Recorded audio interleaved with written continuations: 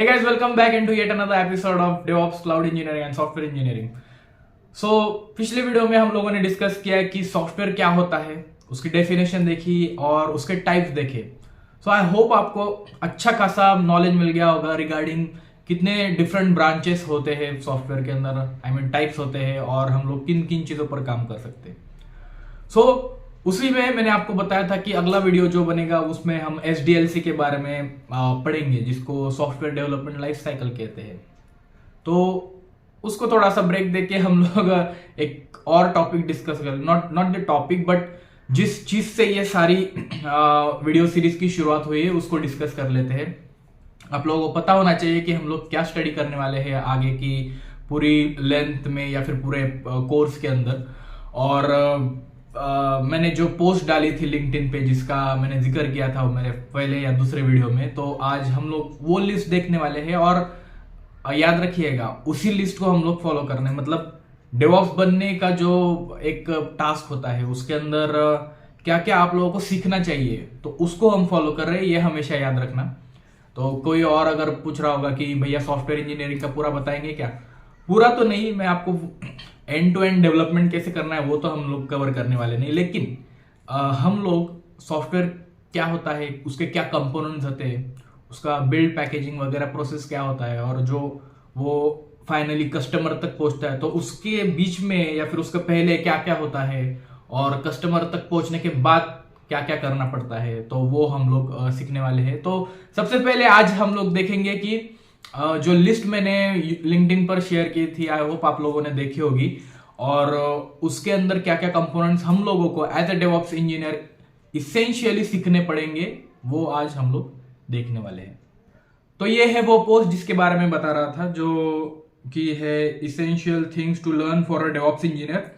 और ये अगर सारी चीजें आप लोगों को आती होगी तो आप बहुत ही अच्छे डेवऑप्स इंजीनियर बन सकते हैं. So starting from the very beginning आप लोग देख सकते हैं ये 12 आइटम्स है जिसमें मैंने लिस्ट डाउन किया है जिनको. और अभी हम लोग देखते हैं एक एक से कि ये सब क्या है और कैसे हम लोगों को आगे इसके बारे में सीखना है.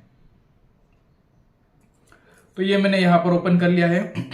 और सबसे पहले डेवऑप्स इंजीनियर क्या होता है, आई थिंक आई होप आप लोगों को सबको पता होगा. नहीं पता हो तो बता दूं कि डेवऑप्स ये एक टर्म है, डेवलपमेंट और ऑपरेशंस को मिलके बना गया है. ओके, ये डेवलपमेंट और ये ऑपरेशंस. डेवलपमेंट माने क्या, जो भी प्रोग्राम है हमारा या फिर जो भी सॉफ्टवेयर है उसको डेवलप करने के लिए हम लोगों को क्या क्या करना पड़ता है, जो कि हम लोग SDLC में भी देखने वाले हैं. तो वो चीजें हम लोग SDLC के वीडियो में कवर करेंगे. अभी के लिए आप सिर्फ इतना याद रखिए कि सॉफ्टवेयर को डेवलप करने के लिए जो भी पूरा इकोसिस्टम हम लोग तैयार करते हैं उसको डेवऑप्स के अंदर, डेव के अंदर कंसिडर करते हैं. एंड ऑपरेशंस के अंदर क्या होता है कि ये जो सॉफ्टवेयर प्रोग्राम या फिर जो भी कुछ कहिए आप लोगों ने बनाया है इसको एंड यूजर तक लेके जाना है. राइट, एंड यूजर तक लेके जाना है, जिसको सिर्फ एक मोबाइल के थ्रू या फिर एक लैपटॉप के थ्रू इजीली एक्सेसिबल करते आना चाहिए. Okay, using internet. तो अभी के लिए फिलहाल इंटरनेट, पिछले जमाने में था तो पिछले जमाने में उनके लैपटॉप पर ही हम लोग इंस्टॉल कर देते थे. बट नाउअडेज आप डेवऑप्स मोस्टली क्लाउड पर देखते हैं और cloud can be accessible through web browser. Okay, so ये सॉफ्टवेयर इस भाई साहब तक पहुंचना चाहिए. इसके लिए जो भी स्टेप्स लेने वाले हैं उसको क्लाउड पे डालना है, उसको पैकेज करना है, राइट, उसको एप्लीकेशन को बिल्ड करना है, उसके आर्टिफैक्ट्स बनाने हैं. ये सब काम जो है ये ऑपरेशंस के अंडर आते हैं. तो डेव और ऑप्स को मिलाने का काम जो करता है उसको बोलते हैं हम लोग डेवऑप्स इंजीनियर. जो ये जो प्रोसेस है वो फास्ट कर दे हम लोगों को, उसी को हम लोग कहेंगे as a person who is a DevOps engineer. तो इन सब टास्क के लिए जो मैंने अभी यहाँ पर डिस्क्राइब किया है कि जो बिल्ड पैकेजिंग और डिप्लॉइंग होता है क्लाउड पर, उसके लिए हम लोगों को कुछ तो भी तो आना चाहिए ना. तो वो क्या आना चाहिए वो हम लोग अभी इस लिस्ट में हम देखने वाले हैं. सबसे पहले है आपको पता होना चाहिए कि एक सॉफ्टवेयर एप्लीकेशन का डेवलपमेंट कैसे होता है. ओके, जो हम लोगों ने पिछले इसमें देखा कि सॉफ्टवेयर के किस किस प्रकार के टाइप्स होते हैं, उसके बाद का ही आगे का वीडियो बनने वाला है, जिसमें हम लोग पूरा एप्लीकेशन डेवलपमेंट कैसे होता है, राइट, एप्लीकेशन डेवलपमेंट में क्या क्या फेजेस होते हैं वो हम लोग देखने वाले हैं with the help of SDLC। Okay, so ये वीडियो बहुत ही इंपॉर्टेंट है अगर आप लोगों को सॉफ्टवेयर डेवलपर बनना है, क्योंकि डेवऑप्स जो है, DevOps is just an extension of SDLC। Okay, SDLC में आप लोग कुछ चीजें ऐड कर देंगे तो आप लोगों को डेवऑप्स का एंटायर वर्क फ्लो या फिर लाइफ साइकिल का ये वो मिल जाएगा। सॉफ्टवेयर डेवलपमेंट कैसे होता है, एप्लीकेशन कैसे डेवलप करते हैं, उसके क्या क्या कंपोनेंट्स होते हैं, वो हम लोगों को जानना जरूरी है। किस किस प्रकार का आर्किटेक्चर होता है सॉफ्टवेयर का, आप लोगों ने कभी सुना होगा मोनोलिथिक, राइट, माइक्रो सर्विसेज, ये आप लोगों ने कई बार सुना होगा। अभी फिलहाल बहुत ट्रेंड में चल रहा है ये माइक्रो सर्विसेज का स्टफ, और लोग बोल रहे हैं कि मोनोलिथिक से अभी हम लोगों को मूव करना है माइक्रो सर्विसेज पे। तो ये क्या है, ये भी हम लोग किसी एक वीडियो में डिस्कस करने वाले हैं। फिर मल्टी टेनेंट क्या होता है, सिंगल टेनेंट क्या होता है, ओके, ये सब चीजें हम लोग देखेंगे किस वीडियोस में, SDLC के वीडियो में, और ये कुछ सेपरेट बनाऊंगा, ये आर्किटेक्चर बेस्ड है। तो इसलिए आप लोगों को ये आगे का जो वीडियो आने वाला है वो बहुत इंपॉर्टेंट है जानना, क्योंकि अगर आप लोगों को सॉफ्टवेयर कैसे बनता है और क्या उसके पार्ट्स है, अगर यही पता नहीं हो तो भाई सॉफ्टवेयर डिलीवरी बहुत मुश्किल जाएगी आपके लिए, राइट। अगर कुछ मिस हो गया तो आपको पता भी नहीं चलेगा क्या मिस हो गया है। So it is really very important. उसके बाद बिल्ड टूल्स आपको आने चाहिए। बिल्ड टूल्स माने कुछ ऐसे टूल्स होते हैं जो हमारा जो भी एप्लीकेशन है उसको बिल्ड करके उसके पैकेजेस बनाएगा। ऐसे पैकेजेस जो कि हम लोग सिर्फ किसी सर्वर पर डालकर, अगर किसी लेट से दूसरे सर्वर पर हमने डाल दिया और एक कमांड चलाइए, उस पैकेज को लेट से बोला हम लोगों ने रन पैकेज, ऐसे बोला तो आपका जो सॉफ्टवेयर है वो सीधा उस सर्वर पर चलने लग जाएगा। ओके, जैसा आपके मशीन पे चलता है वैसा सेम टू सेम किसी और के सर्वर पे वो रन हो जाएगा। इसके लिए वो जो पैकेज बनाने की जो प्रोसेस है कि एक ही कमांड में इसको स्टार्ट कर देना चाहिए भाई, तो वो पैकेजिंग का काम हम लोग बिल्ड टूल्स के मदद से करते हैं। ओके, इसमें हम लोगों को पहले कोड को कंपाइल करना पड़ता है। ओके, कंपाइल करो, देन कुछ भी एक टेस्ट प्रोसेसेस रन करो उस पर। ओके, उसको लिंट करो या फिर कोड को जो स्कैन करते हैं वो करो, फिर बाद में वो एक बार बिल्ड हो गया तो उसको पैक कर दो। तो ये कुछ फेजेस होते हैं, उसके अंदर हम लोग ये भी देखेंगे कि ये क्या क्या होता है। Okay, so that is what comes under software application development and build tools. Then next is version control system.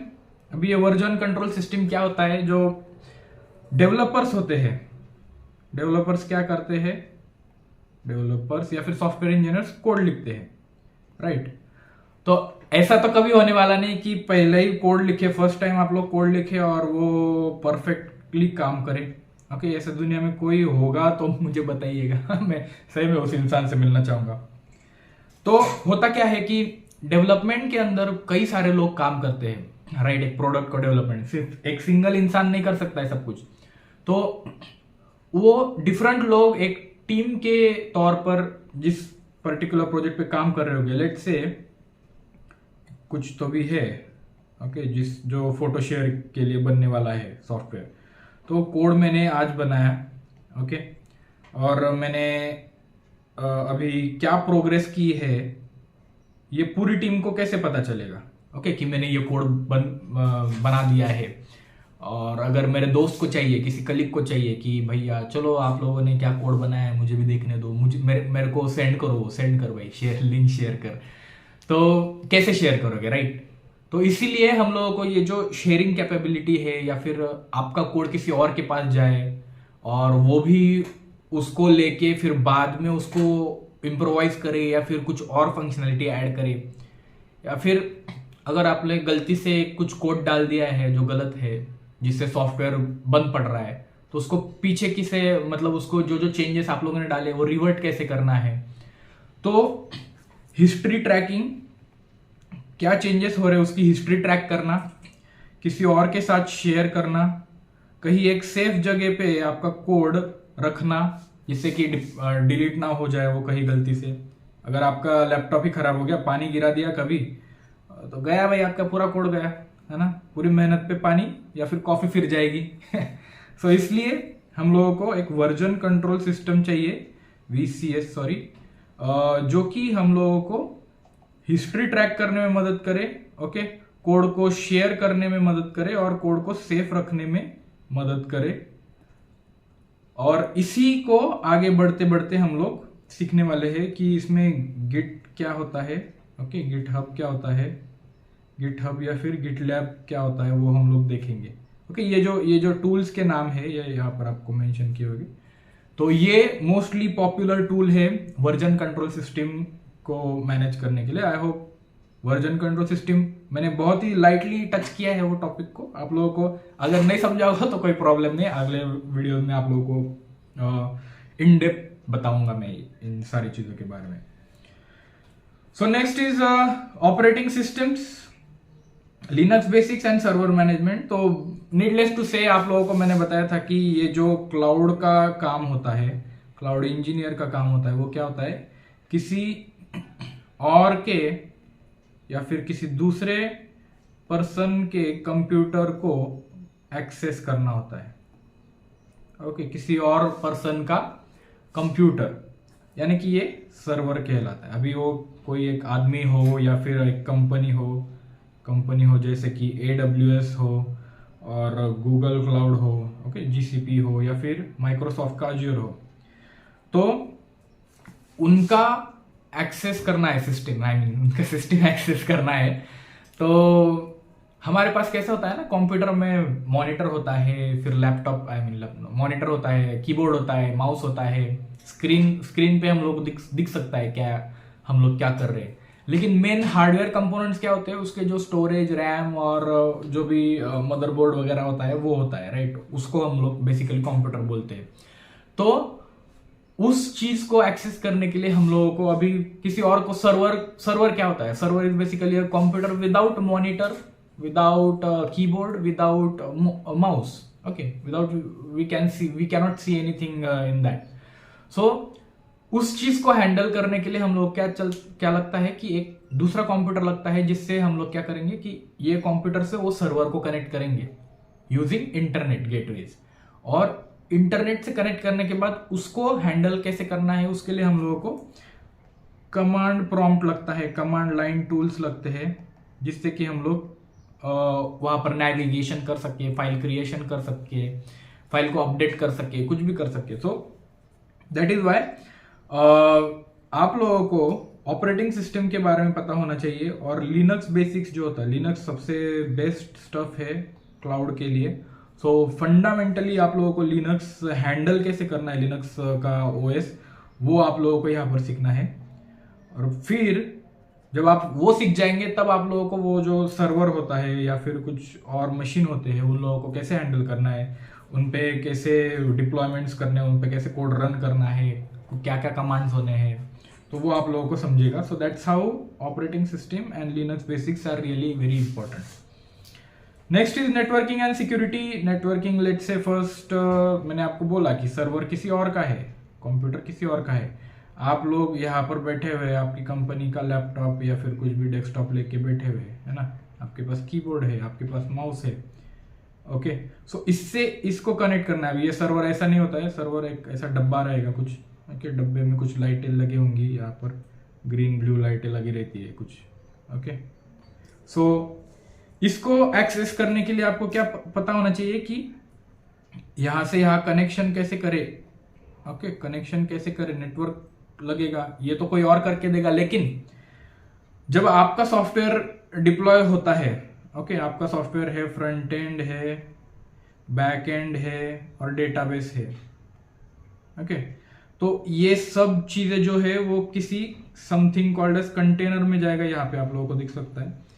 सो एक कंटेनर में हम लोग डालने वाले हैं, ये फ्रंट एंड होगा, ये बैक एंड होगा और ये डेटाबेस होगा।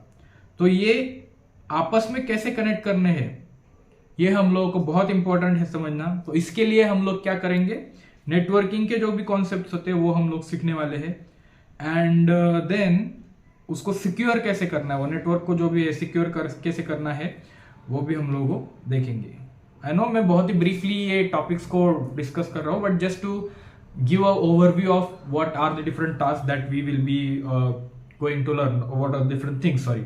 सो उसके लिए ही मैं आप लोगों को ये सब लिस्ट बता रहा हूँ, ताकि बाद में जो भी टॉपिक्स आए तो आप लोग इन डेप्थ आप देख सकते हैं, और इस पर्टिकुलर वीडियो को एज अ समरी या फिर as a very quick revision आप लोग देख सकते हैं in future. So next is virtualisation and containers. Okay, containers मैंने अभी आपको जो बताया कि आपका जो front end back end deploy होने वाला है वो कुछ ऐसे ऐसे पार्ट्स में डिप्लॉय होने वाला है, इसको कंटेनर बोलते हैं, और ये आपका सॉफ्टवेयर रहेगा। ओके, या फिर ये बैक एंड या फ्रंट एंड ऐसा कुछ तो भी कंपोनेंट्स आपके रहेंगे। तो इन सब चीजों को एक यूनिट में डालना है। ओके, एक यूनिट में डालना है और उसको किसी सर्वर पर हम लोगों को होस्ट करना है। ओके, तो ये सर्वर पर हम लोग डायरेक्टली तो ऐसे नहीं कि डाल देंगे और चलो भाई रन हो गया। इसके लिए हम लोगों को कुछ लगता है जो कि हम लोगों को वर्चुअल स्पेस बना के दे, जिसपे हम लोग डिप्लॉय कर सकते हैं। तो ये वर्चुअल स्पेस कोई और हम लोगों को बना के देंगे, या फिर हम लोग खुद रिस्पॉन्सिबल होकर उसको बनाने के लिए। तो ये डिपेंड्स ऑन आपकी सर्विस पॉलिसी क्या है किसी क्लाउड के वेंडर के साथ। ओके, सर्विस पॉलिसी या फिर SLA बोलते हैं हम लोग उसको, software level agreement, service level agreement, sorry not software, service level agreement. So ये वर्चुअलाइजेशन क्या होता है बेसिकली कि अभी आप लोगों ने देखा होगा कि मोबाइल है, ये आपका एंड्रॉयड है, कुछ एक एप्लीकेशन आप ऐसा डाउनलोड कर सकते हैं जिससे कि आपका एंड्रॉयड एप्पल के जैसा बिहेव करने लग जाएगा, या फिर एप्पल के जैसा आप लोग उसको हैंडल कर सकते हैं, राइट। तो ये क्या होता है, ये एक वर्चुअलाइजेशन होता है। अभी एंड्रॉयड के ऊपर तो एप्पल चलने वाला नहीं ना, बेसिकली एप्पल के iOS के जो भी सॉफ्टवेयर है वो iOS पे ही चलेगी। तो ये वर्चुअलाइजेशन जो होता है वो क्या करता है कि एक लेयर बना देता है आपके हार्डवेयर पे, ओके, हार्डवेयर और सॉफ्टवेयर के बीच में, जिससे कि क्या होता है कि software without being restricted by the type of hardware कुछ भी परफॉर्म कर सकता है। ओके, कैसा भी सॉफ्टवेयर हो वो रन हो सकता है। बेसिकली ये एक बैरियर या फिर एक डाइवर्जन क्रिएट कर देता है इसके बीच में, सो दैट कि जो भी हम लोग सॉफ्टवेयर डेवलप कर रहे हैं वो हार्डवेयर स्पेसिफिक ना हो, हार्डवेयर स्पेसिफिक ना हो। इससे क्या होता है, पोर्टेबिलिटी बढ़ती है। पोर्टेबिलिटी माने आप कितने लोगों को कितने डिवाइसेस पे कितने फास्ट आप लोगों को उनको सर्व कर सकते हो, या फिर कितने अलग अलग वेरियस कॉन्फ़िगरेशंस पे हार्डवेयर पे आपका सॉफ्टवेयर काम करेगा, इसको पोर्टेबिलिटी कहते हैं।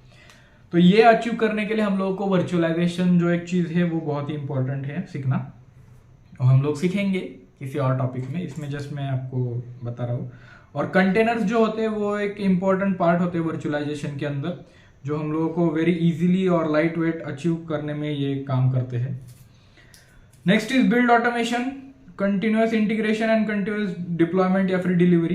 कंटिन्यूअस इंटीग्रेशन माने क्या कि आप नया कोड बनाया, 10 लोग काम कर रहे हैं आपकी टीम में, 10 लोगों ने कुछ नया कोड बनाया है, उसको कैसे अभी वो कोड रिपोजिटरी जो हम लोगों ने देखा है, कोड रिपोजिटरी या फिर version control system, code repository के अंदर कैसे वो आएगा, और वो कोड आने के बाद वो कस्टमर तक या फिर क्लाउड में जहाँ पर हमारा कस्टमर उसको एक्सेस कर रहा है, वो वहाँ पर कैसे उसको एक्सेस करेगा न्यू कोड या फिर न्यू फंक्शनलिटी को।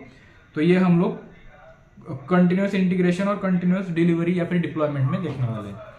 CI/CD pipeline is really very important, आप लोगों को ये सब पता होना चाहिए। Without this you are like no DevOps engineer should be like कि यार ये CI/CD क्या है, मेरे को तो पता ही नहीं। बेसिक स्टफ है भाई, सबसे बेसिक स्टफ है CI/CD। Okay, then build automation. अरे भाई ये कौन आ गया बाहर। बिल्ड ऑटोमेशन क्या है, मैंने आपको बताया कि जो सॉफ्टवेयर हम लोग डेवलप करने वाले हैं उसका पैकेज करने के लिए जो पैकेज होता है वो हम लोग डिप्लॉय करके सिर्फ एक कमांड से रन करने वाले हैं, राइट। तो ये बनाने के लिए जो हम लोगों को इजी वे है वो बिल्ड को ऑटोमेट कर देना है। जो बिल्ड मतलब मैनुअल स्टेप से हम लोग बिल्ड करने वाले हैं, उसी चीज को ऑटोमेशन एक बार कर दिया हम लोगों ने तो हमारी लाइफ बहुत ही आसान हो जाएगी। ऐसा नहीं कि हम लोगों को रोज वही करना है और वो मैन्युअली कर रहे हैं, तो that is not creative, right. आप लोगों को सिर्फ फिर एक ही टास्क करने में लेट से 2 घंटे लग रहे होंगे उस चीज को करने में, तो रोज 2 घंटे आप लोग वेस्ट करेंगे क्या, है ना। तो उससे अच्छा तो ये तो क्या बोल रहे हैं हम लोग, गधे की तरह मेहनत हो गई, राइट। सो ऐसा ना हो इसलिए, और आपको दूसरा टाइम मिले इसलिए हम लोग ऑटोमेट करते हैं, जो कि एक ही टास्क जो हम लोग को रोज परफॉर्म करना है उसको एक ऑटोमेटिक वे में आगे करेगा, ओके, कंटिन्यू करेगा, जिससे कि हम लोग किसी और चीज पे फोकस कर सकते हैं रादर देन जस्ट उसको रोज रोज बिल्ड करना। हम लोग नया कुछ डेवलप करने में फोकस कर सकते हैं हमारा time, right. So that is build automation and CI/CD। Next is Artifactory repository. अभी ये जो पैकेज था इसको कुछ डिपेंडेंसीज लग रही होगी, ओके, डिपेंडेंसीज लग रही होगी, या फिर ये जो पैकेज बनने वाला है ये कहीं पे हम लोगों को सेव करके रखना है, ओके, सेव करना है। इसलिए हम लोग एक रिपोजिटरी बनाएंगे जहां पर हम लोग इसको स्टोर कर सकते हैं। तो ये थोड़ा सा कंफ्यूजिंग होगा अभी के लिए, लेकिन मैं बाद में अच्छे से एक्सप्लेन करूंगा इस चीज को। सो जस्ट पता होना चाहिए आपको कि जो सेव्ड पैकेज है या फिर डिपेंडेंसीज है वो कहीं से हम लोगों को लेना पड़ेगा, या फिर हमारा एप्लीकेशन हम लोगों ने डेवलप कर दिया और किसी और को कंज्यूम करना है, तो वो किसी और को कंज्यूम करने के लिए हम लोग उसको कैसे हमारा एप्लीकेशन प्रोवाइड करेंगे, या फिर कैसे हमारा एप्लीकेशन का कोड प्रोवाइड करेंगे, या फिर लाइब्रेरीज प्रोवाइड करेंगे। तो ये सब हम लोगों को देखने को मिलेगा यहाँ पर आर्टिफैक्ट रिपोजिटरी में। Okay, so next is what cloud providers are. Needless to say, AWS is the biggest stakeholder right now. Okay, Azure है और GCP है। आप लोग क्लाउड क्या होता है, क्लाउड प्रोवाइडर्स कौन से होते हैं, क्या टेक्नोलॉजी है, उसको कैसे यूज करना है वो पता होना चाहिए। Cloud is basically another computer, I said, like cloud हवा में कहीं नहीं होता है, क्लाउड होता है समंदर के अंदर। समंदर के अंदर जो लाइंस बिछाई रहती है और वो लाइंस आप लोगों को किसी एक डेटा सेंटर में, नॉट डेटा सेंटर लाइक जो AWS का या फिर Azure लोगों का, उन लोगों का सेंटर्स जो होते हैं वहां पर कनेक्ट करके देता है, आपको कनेक्टिविटी कर देते हैं। लोगों को क्या लगता है ना, इंटरनेट जो है वो कहीं हवा में है, नहीं भाई, इंटरनेट हवा में नहीं, वो समंदर के अंदर बिछाया हुआ है उसको, with the help of very high speed transferring light, okay, optic lines. तो ये भी कभी बताऊंगा आप लोगों को इन डेप्थ कैसे होता है। अभी के लिए आप लोग फिलहाल ये जान लीजिए कि क्लाउड को कैसे हैंडल करना है, ये हम लोगों को सबसे इंपॉर्टेंट है, पता होना चाहिए, तभी हम लोग कंप्लीट डेवऑप्स बन पाएंगे, ओके, डेवऑप्स इंजीनियर बन पाएंगे। सो दैट्स हाउ इट गोज। मैं जस्ट ब्रीफली बता रहा हूँ आपको, ये डिटेल में हम लोग अभी नहीं पढ़ने वाले। अरे अच्छा हुआ, ठीक है। Next is container orchestration and using Docker, swarm and Kubernetes में भी। सो मैंने यहाँ पर आप लोगों को बताया कंटेनर्स और वर्चुअलाइजेशन। अभी ये कंटेनर्स मैंने आपको ऐसे बताया था कि एक दो तीन ऐसे हो कुछ चीजें होगी, ओके। तो इन लोगों को कनेक्ट करने के लिए नेटवर्किंग लगने वाली है हम लोगों को, और अभी वो नेटवर्किंग कॉन्फ़िगरेशन सेटअप करना या फिर उन लोगों के बीच में कनेक्शन एस्टेब्लिश करना, इस चीज को हम लोग क्या बोलते हैं, कंटेनर ऑर्केस्ट्रेशन। ऑर्केस्ट्रेशन माने क्या, आप लोगों को पता होगा, एक लेट्स से एक बंदा है गिटार वाला है, एक बंदा है ड्रम सेट बजा रहा है, वो ड्रम सेट बजा रहा है, ओके। एक बंदा है जो कीबोर्ड बजा रहा है, ये पियानो बजा रहा है, एक बंदा है जो ट्रम्पेट बजा रहा है। तो ये इसको क्या बोलते हैं हम लोग, ऑर्केस्ट्रा बोलते हैं। ऑर्केस्ट्रा क्या होता है कि इंडिविजुअल प्लेयर्स जब कुछ म्यूजिक बजाते हैं in sync with other people, तो क्या होता है, मेलोडी तैयार होती है। मेलोडी वो खाने वाली नहीं, वो सुनने वाली मेलोडी तैयार होती है, या फिर कुछ सॉन्ग तैयार होता है जो हम लोगों को अच्छा लगता है सुनने में। सो ये जब सिंगल इंडिविजुअल कंपोनेंट्स एक साथ बजेंगे तभी एक सॉन्ग बनने वाला है। तो इसलिए इसी को एज हम लोग रेफरेंस लेके क्या करते हैं कि ये जो इंडिविजुअल कंटेनर्स है हमारे, ये जब सिंगली कुछ परफॉर्म कर रहे होंगे तब तो हमारे लिए ज्यादा इंपॉर्टेंस नहीं रखते, लेकिन जब एक साथ आ जाएंगे और एक साथ में एक दूसरे के साथ में इन सिंक काम करेंगे, तब हमको पूरा एप्लीकेशन कैसे रन होगा ये पता चलेगा और हम लोग पूरे उस सॉफ्टवेयर का मजा ले पाएंगे या फिर यूज कर पाएंगे। So that is what is called as container orchestration, क्योंकि हमारा एप्लीकेशन इंडिविजुअल कंटेनर्स के अंदर होगा, है ना, डिप्लॉय करते टाइम। तो वो सब कंटेनर्स को एक साथ कैसे काम करवाना है उसको हम लोग कंटेनर ऑर्केस्ट्रेशन कहते हैं। और वही हम लोग को अचीव करना है using some technologies like Docker, swarm और कुबरनेटिस, या फिर डॉकर कंपोज भी एक होता है। ओके, तो कुबरनेटिस सबसे ज्यादा अभी फिलहाल ट्रेंड में है, तो कभी कुबरनेटिस के बारे में भी पढ़ेंगे हम लोग। So that's how container orchestration is one of the major important thing that you need to learn as a DevOps engineer. Then monitoring. Okay भाई, ये अभी ये क्या लिखा है, ये सब छोड़ दो, ये कोई जरूरत नहीं अभी आपको। मॉनिटरिंग मतलब क्या? अभी आप लोगों ने रिसोर्सेज डिप्लॉय कर दिए क्लाउड पे, लेकिन आपको पता नहीं कौन सा कंटेनर कब फेल हो जाएगा, है ना, कंटेनर कब मर गया।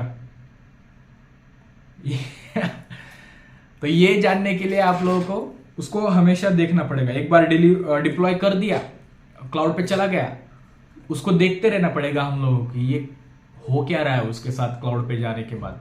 ओके, तो इस चीज को हम लोग मॉनिटर बोलते हैं। जैसे आप लोग होते हैं ना, बच्चों को छोड़ दिया प्लेग्राउंड पे, लेकिन आप लोग उनको देखते रहते हैं कि वो सीढ़ियों पे चढ़ रहा है, वो स्लाइड से नीचे उतर रहा है ना, अच्छा खेल रहा है कि नहीं, दूसरों बच्चों के साथ झगड़ा तो नहीं कर रहा। तो ये देखना पड़ता है। और अगर कुछ हो गया, गिर विर गया भाई, तो आप लोगों को जल्दी से वहां पर जाके उसको उठा के उसको झटकना पड़ेगा, या फिर उसको हाथ पाँव धोने पड़ेंगे अगर ब्लड निकल रहा है। तो ये सेम चीज, इसको ही मॉनिटरिंग बोलते हैं। ये सेम चीज हम लोग हमारे एप्लीकेशन या फिर सॉफ्टवेयर या फिर कंटेनर के साथ करने वाले हैं। ओके, सो एप्लीकेशन बच्चा ही होता है हमारा, जैसे कि it's a part of us, so that's how, even though it is intellectual part, उसको आप देख नहीं सकते, लेकिन उससे भी ईगो हमारा जुड़ा होता है ना। तो दैट्स हाउ किसी ने बोल दिया, अरे नहीं आपका एप्लीकेशन, इसकी डिजाइन थोड़ी सी अलग होनी चाहिए थी और अच्छा हो सकता था, बहुत गुस्सा आ जाता है, बहुत गुस्सा आ जाता है। कोई बोल देना अभी सामने से कि यार ये थोड़ा अच्छा नहीं भाई, ये अटक रहा है यहाँ पे बीच में, बस साले। मेरे को तो ऐसा होता था ना पहले, जब मैं फुल स्टैक डेवलपर था, किसी ने आके बता दिया भाई ये बग है, ये तुमने सॉल्व तो कर दिया लेकिन बराबर काम नहीं कर रहा। अरे उसको सॉल्व करने के लिए हम लोगों ने क्या क्या किया है यार, तुम लोगों को पता नहीं हो। Sorry to offend you guys, लेकिन टेस्टर्स को ऐसा लगता है ना कि यार ये तो बस छोटा सा इतना सही तो है भाई, कर दे। अबे you never know like how to centre a div, you know. अभी ये चीज जिसको पता होगी वो सब समझ जाएगा, इसके आगे कुछ बोलने की जरूरत ही नहीं है। सो that's how monitoring is important. Okay, मैं थोड़ा सा भावनाओं में बह गया। मॉनिटरिंग, ओके, बच्चे को देखना पड़ता है, अगर कहीं वो गलती कर रहे, शरारत कर रहे या फिर गिर विर गया है, तो उसको हैंडल कैसे करना है ये हम लोगों को देखना पड़ेगा। अभी उसके बाद में इंफ्रास्ट्रक्चर एज कोड, ये एक टर्म होता है, इंफ्रास्ट्रक्चर एज कोड। जैसे हम लोग कोड प्रोग्रामिंग के लिए करते हैं, प्रोग्राम बनाते हैं, उसको भी कोड ही करते हैं। तो अभी क्लाउड के अंदर जो भी हम लोगों को रिसोर्सेस लगने वाले, लेट से हम लोग को सर्वर लगेगा, हम लोगों को स्टोरेज लगेगा, राइट, हम लोगों को कंप्यूट रिसोर्सेस लगेंगे, फिर हम लोगों को नेटवर्किंग के लिए कुछ रिसोर्सेस या फिर सर्विसेज होगी वो लगेंगी। ओके, तो ये सब चीजें हम लोग क्लाउड के कंसोल में जाके या फिर क्लाउड के वेबसाइट पर जाके हम लोग कर सकते हैं, नो डाउट। लेकिन लेट्स से यही सेम चीज मुझे 1000 बार करनी है, तो क्या मैं 1000 बार वो क्लाउड के वेबसाइट पे जाके वो सब चीजें एक बाय एक करते जाऊंगा? नहीं, उस चीज को भी ऑटोमेट करने के लिए मुझे कुछ प्रोसेस चाहिए। तो दैट इज हाउ इंफ्रास्ट्रक्चर, ये जो होता है इसको बोलते हैं हम लोग इंफ्रास्ट्रक्चर, क्लाउड इंफ्रास्ट्रक्चर। इसको ऑटोमेट करने के लिए हम लोगों ने क्या डिसाइड किया, आई मीन इन्वेंट किया है इंफ्रास्ट्रक्चर एज कोड, जो कि होते हैं कुछ स्क्रिप्ट्स जैसा होता है, CRIPT स्क्रिप्ट जैसा होता है। ओके, जिसका सिंटैक्स एक तो YAML होता है या फिर JSON होता है। ओके, XML अभी बहुत दूर की बात है भाई, XML अभी ज़्यादा लोग यूज़ नहीं करते, मोस्टली ऑन प्रेम डेटा में होता होगा। ओके, सो जेसन या फिर यामल में जो हम लोग लिखने वाले हैं, फाइल्स लिखने वाले हैं, जिसको यूज करके क्लाउड हमको ये रिसोर्सेस अलोकेट करके देगा हमारे पर्टिकुलर जो भी टास्क है उसके लिए। उसको क्या बोलते हैं हम लोग, इंफ्रास्ट्रक्चर या इंफ्रास्ट्रक्चर एज कोड या फिर infrastructure provisioning. Okay, using these are the tools Terraform और क्लाउड फॉर्मेशन। सो ये भी हम लोग थोड़ा सा डिस्कस करेंगे कभी और। सो देन इंफ्रास्ट्रक्चर दो टाइप से इसके इंफ्रास्ट्रक्चर एज कोड के, infrastructure provisioning and configuration management. और कॉन्फ़िगरेशन मैनेजमेंट के लिए हम लोग एंसिबल यूज करेंगे। अभी ये थोड़ा सा इसके अंदर नहीं आता है, बट वो बोल दिया मैंने कि इंफ्रास्ट्रक्चर एज कोड होता है कुछ। तो कॉन्फ़िगरेशन को मैनेज करने के लिए अभी डिप्लॉय कर दिया राइट। अभी आपका कंप्यूटर सॉफ्टवेयर वर्क कर रहा है, लेकिन उसके लिए कुछ एनवायरनमेंट सेटिंग लगते हैं, कुछ कम ज़्यादा हो गया तो हम लोगों को क्या होता है, जो भी अपडेट करना होगा, कुछ भी अपडेट करना हो, कुछ भी वेरिएबल्स होगी, कुछ भी वैल्यूज होगी, वो एनवायरनमेंट रिलेटेड अगर कुछ करना होगा तो हम लोग उसको कॉन्फ़िगरेशन मैनेजमेंट के अंदर लेते हैं कि भाई ये कॉन्फ़िगरेशन मुझे चाहिए, इसी पर मेरा सॉफ्टवेयर रन होगा, और इससे कुछ भटक गया तो मेरा सॉफ्टवेयर काम नहीं करेगा। तो इसके लिए हम लोग एंसिबल, शेफ या फिर पपेट ऐसे कुछ चीज़ें हम लोग यूज़ करते हैं। Okay, and the last one is scripting language. मैंने आपको बोला ऑटोमेशन करना है, हम लोगों को हर एक चीज का ऑटोमेशन करना है, जिससे कि हम लोग हमारा टाइम ना बर्बाद हो। और अभी ऑटोमेशन बनाने के लिए बहुत टाइम लगता है। ओके, इनिशियल में ये ऑटोमेशन जो प्रोसेस होती है या फिर स्क्रिप्ट होती है, वो बनाने के लिए बहुत सारा टाइम लगता है, लेकिन ये टाइम वर्थ इट है, क्योंकि ये आगे आपको 100 घंटे भी बचा सकता है या फिर 1000 घंटे भी बचा सकता है आपके, है ना। तो इसको क्या करते हैं हम लोग, स्क्रिप्ट लैंग्वेज की मदद से हम लोग ये अचीव करते हैं। क्या ऑटोमेशन अचीव करते हैं। ये क्या क्या क्या स्क्रिप्ट होती है।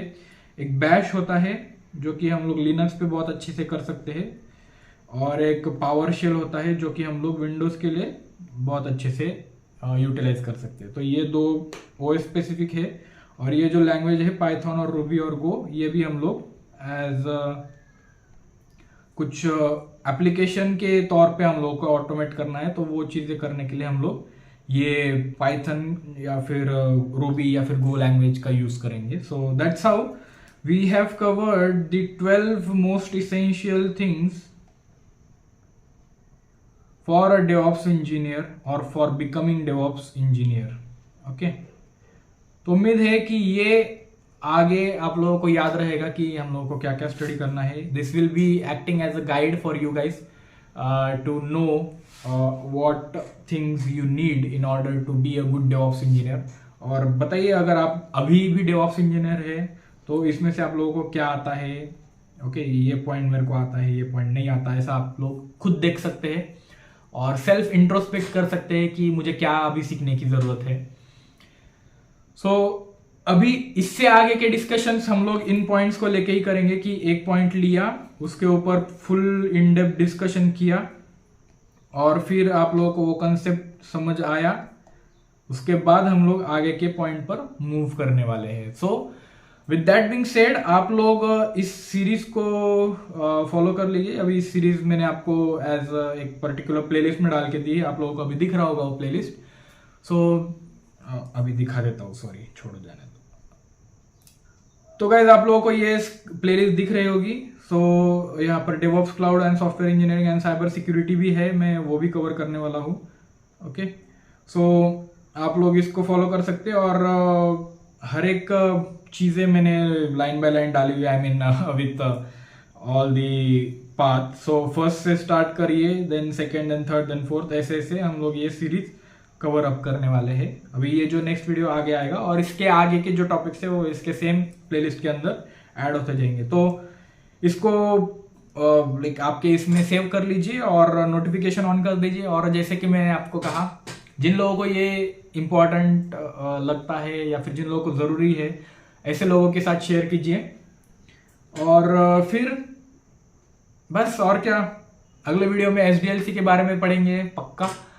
और फिर आगे देखेंगे हमारे लिस्ट के हिसाब से क्या हम लोग सीखने वाले हैं. So that's it guys for today's video. See you in maybe another video with SDLC topic. Until then, keep learning, keep hustling, and let me know what your thoughts are, comments are. आपको कौन सा topic समझ में नहीं आया या फिर आया होगा, और कमेंट कर देना भाई, और लाइक का बटन भी दबा देना.